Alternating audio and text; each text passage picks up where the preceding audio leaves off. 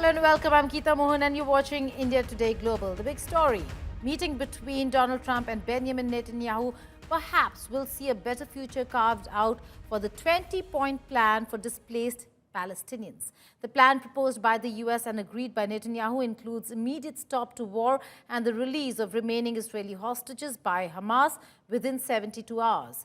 What is to be seen is how far does the plan go? Here's a detailed report by Mahashweta Lala. Are you confident, sir, there'll be peace in Gaza anytime soon? It was a moment everyone was waiting for. The fourth meeting between Israeli Prime Minister Benjamin Netanyahu and US President Donald Trump finally paves the way for possible peace in Gaza. But how far will the plan go is to be seen.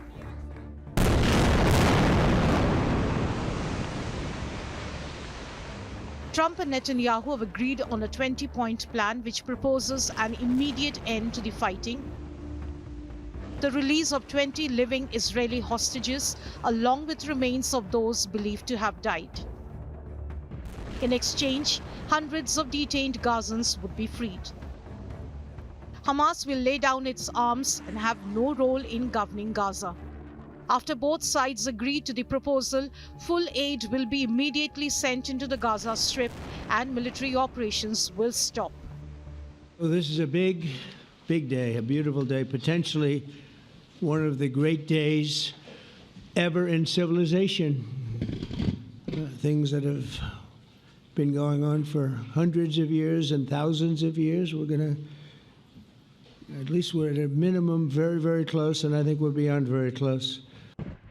The 20-point plan states that Gaza would be governed by a technocratic, apolitical Palestinian committee with oversight by an international board of peace headed by Trump and also includes former UK Prime Minister Tony Blair and other leaders. All our hostages, both those who are alive and those who died, all of them will return home immediately. Hamas will be disarmed. Gaza will be demilitarized. Israel will retain security responsibility, including a security perimeter for the foreseeable future. Several countries had come together last week to recognize a Palestine state, but Netanyahu denied any agreement on two-state solution. Absolutely not, and it's not written in the agreement either. But one thing we did say, we will strongly oppose a Palestinian state. And President Trump also said this. He said that he understands this. And he said it is obvious that this would be a huge reward for terror and a danger to the state of Israel. And of course, we won't agree to that.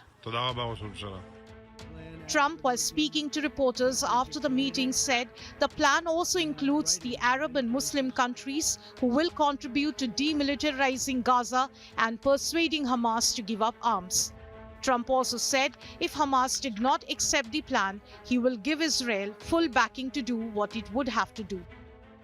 Under the plan, Arab and Muslim countries have committed, and in writing in many cases, but I actually would take their word for it, the people I mentioned, I'd take their word for it, to demilitarize Gaza, and that's quickly.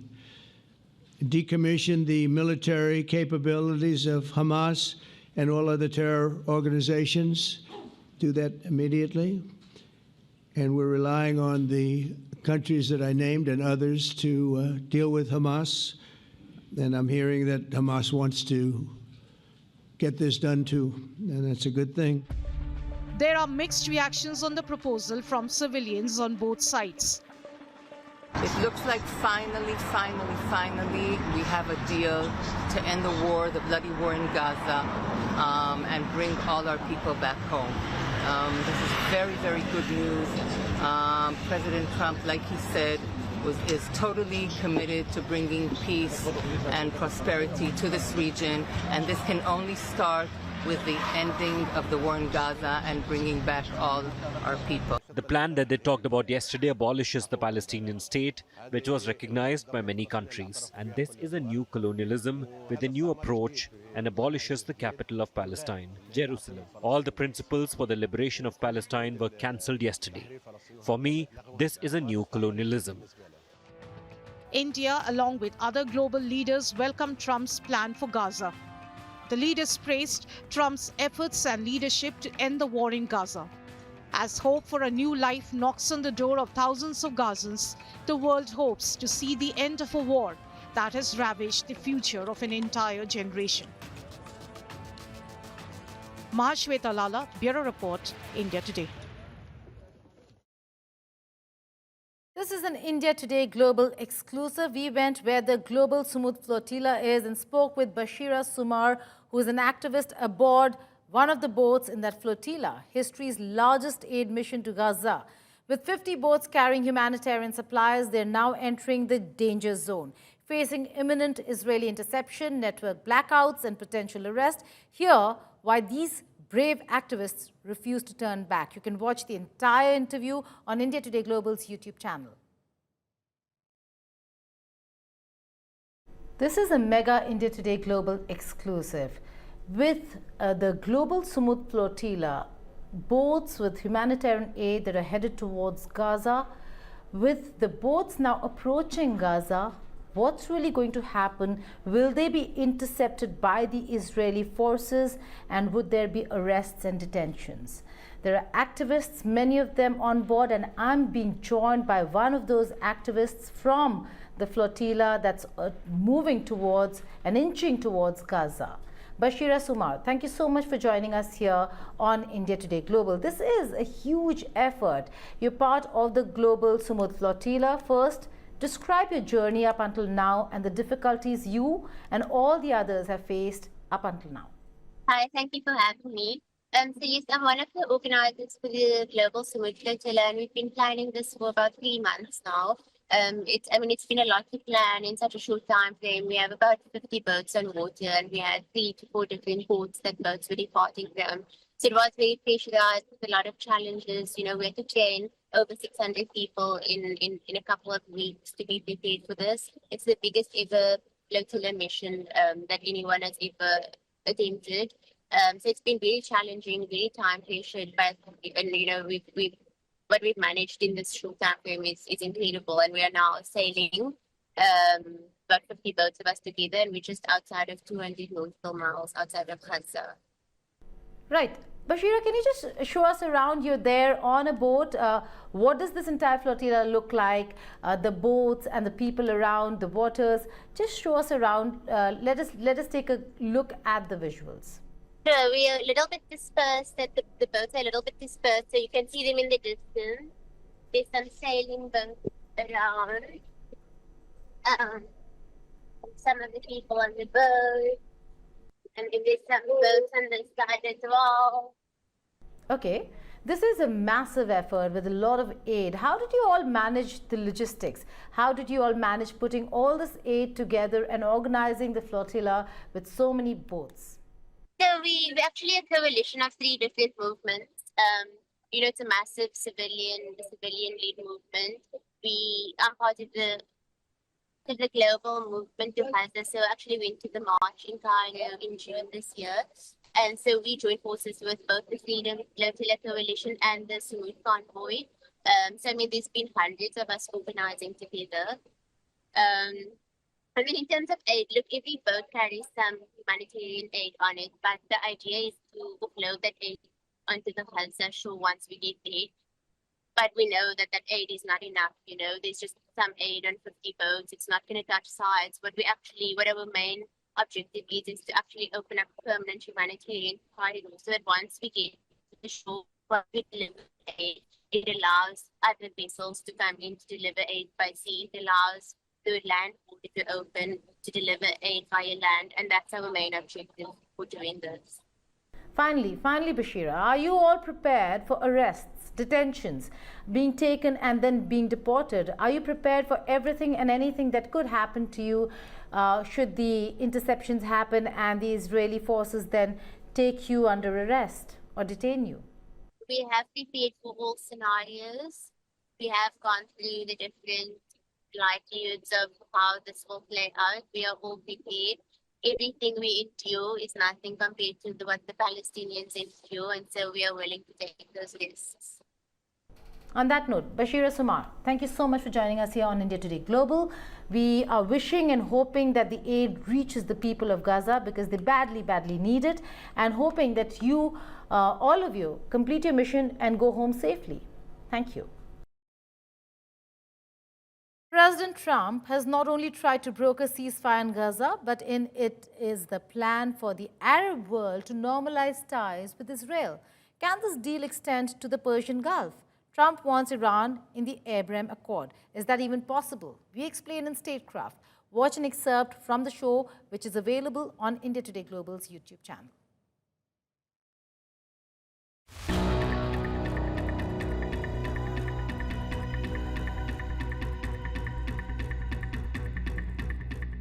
Donald Trump has never been shy about big, bold statements.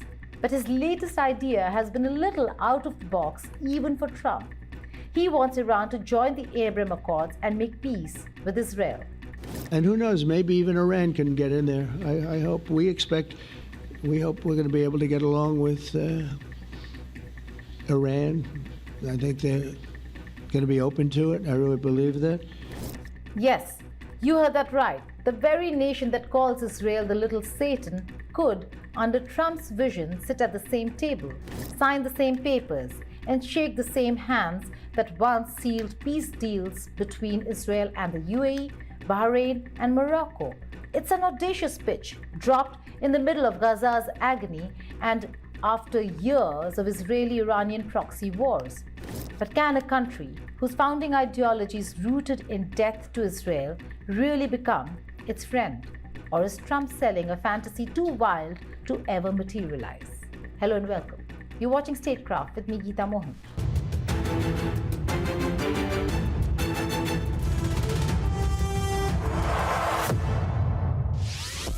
The Abraham Accords, launched in 2020, were built on a simple logic: unite Israel and Sunni Arab states against Iran's rising power. They were never meant to include Tehran. In fact, Iran was the very reason behind the Accords, the common enemy, the threat that forced Arab capitals and Tel Aviv into alignment. Tehran denounced them as betrayal, branded the signatories traitors, and doubled down on proxy wars from Lebanon to Yemen.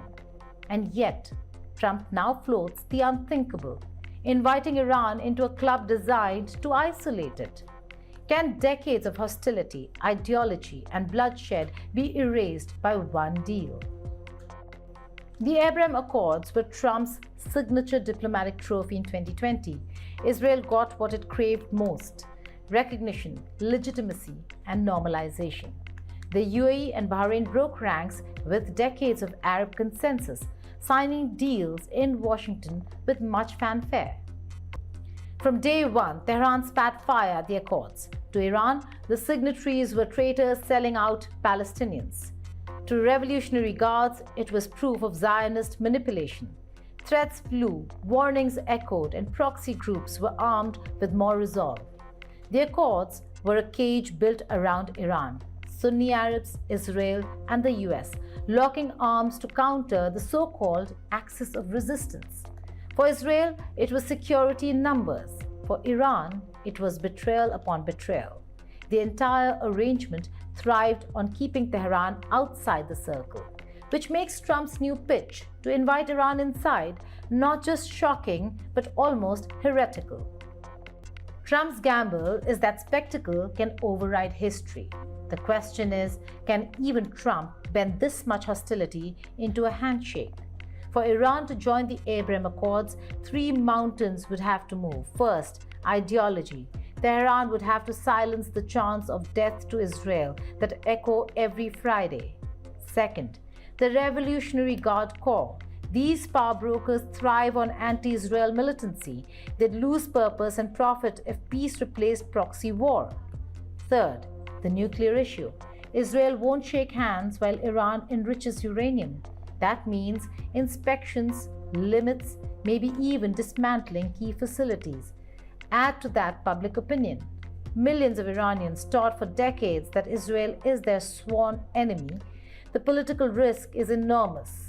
Could any Iranian leader survive that gamble? The deal between Trump and Xi on TikTok is more than what meets the eye. The several rounds of meetings between Chinese and American officials, which ultimately saw both the parties reach a consensus, has a caveat. According to Wall Street Journal, in return for clearing the sale of TikTok's U.S. operations, Xi appears to be pushing Trump to not support the independence of Taiwan. And WSJ report suggests that Trump could be just granting a wish to Xi. Trump has cancelled military aid worth $400 million to Taiwan. The U.S. has further weakened the security partnership in the region and reduced its strategic importance in the Indo-Pacific, thus leaving Taiwan vulnerable to Chinese aggression. China considers Taiwan a breakaway province, and President Xi Jinping has reiterated his commitment to unify Taiwan with the mainland forcefully if required. According to U.S. intelligence community, Xi plans to invade Taiwan by 2027. U.S. President Donald Trump recently shared a now-deleted video on his Truth Social account promoting a so-called miracle machine called Medbeds. But what are these Medbeds and why are they being discussed online? Let's break it down. Watch this report by Jyoti Shukla.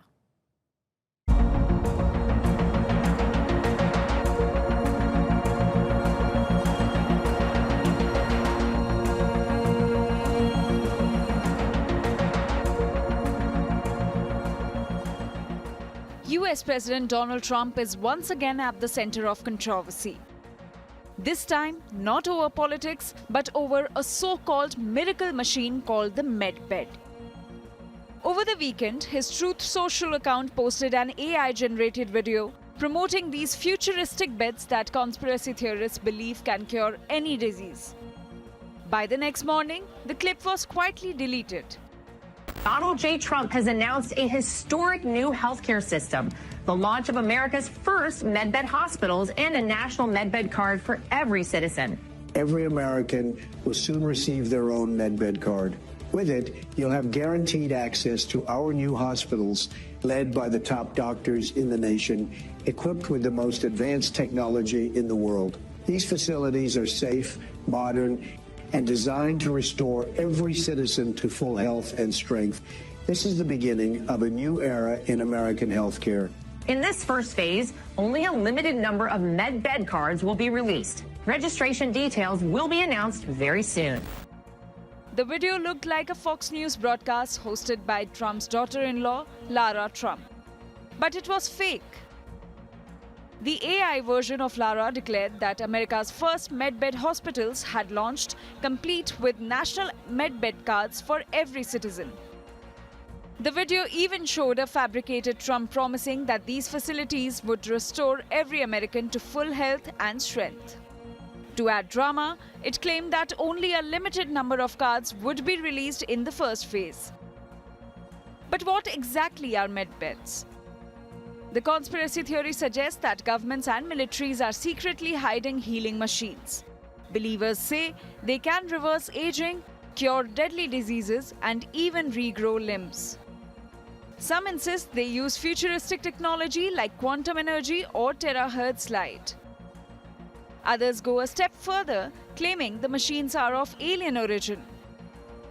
Supporters argue that big pharma and global elites already use them, but keep them hidden to protect profits. The theory first spread in QAnon circles and has since flooded Facebook groups. Some groups even charge hundreds of dollars for so-called insider access. Others sell Medbed cards or even build fake machines claiming they boost health. In reality, there is no scientific evidence that Medbeds exist. Companies cashing in on the hype, like Tesla Biohealing, have been warned by US regulators for unproven medical claims. Their devices, some costing over $11,000, are now marketed as general wellness tools rather than cures. Despite this, the myth endures. One version even claims that John F. Kennedy Jr., who died in 1999, is alive today thanks to Medbeds. Experts call it pure pseudoscience. As one disinformation analyst put it, it's hard to define something that doesn't exist. For now, Medbeds remain a viral fantasy, a blend of false hope, internet conspiracy, and profit. With Jyoti Shukla, Bureau Report, India Today Global. Google's YouTube has agreed to pay $24.5 million to settle a lawsuit by President Donald Trump over his 2021 account suspension following the 6th January 2021 attack on U.S. Capitol. Google is the latest big tech company to settle lawsuits with Trump. In January, Meta Platforms agreed to pay $25 million to settle a lawsuit over his 2021 suspension from Facebook.